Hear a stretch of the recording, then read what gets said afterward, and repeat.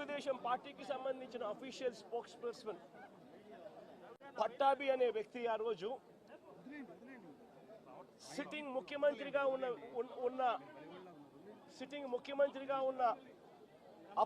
అప్పట్లో సిట్టింగ్ ముఖ్యమంత్రిగా ఉన్న వ్యక్తిని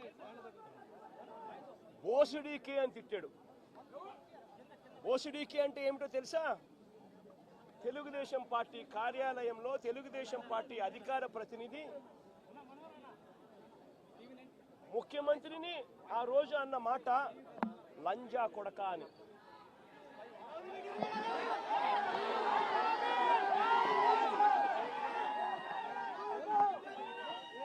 నిజంగా ఆ మాదిరిగా ఒక వ్యక్తి తిడితే రాష్ట్ర వ్యాప్తంగా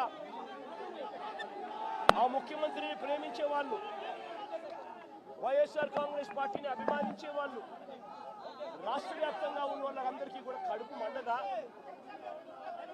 ఎవరైనా చెబితేనే వాళ్ళు వచ్చి చేస్తారా?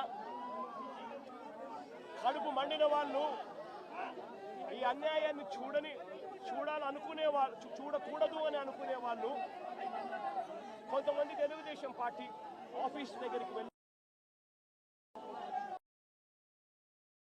అటువైపు నుండి తెలుగుదేశం పార్టీ వాళ్ళు తప్పు చేసిందే కాక ధర్నా చేయడానికి వచ్చిన వాళ్ళ మీద దాడి చేయడానికి కూడా ప్రయత్నం చేశారు. ఆ దాడి జరిగిన పరిస్థితుల్లో, ఆ తోపులాటలో, ఆ తొక్కిసలాటలో తెలుగుదేశం పార్టీ ఆఫీస్ మీద కొద్దో గొప్ప రాళ్ళు పడిండొచ్చు. నేను అడుగుతా ఉన్నా, ఆ జరిగిన ఘటనను ముఖ్యమంత్రిగా నన్ను అన్నా కూడా నేను చంద్రబాబు నాయుడు గారి మీద కక్ష సాధింపు చర్యతో వ్యవహరించాల.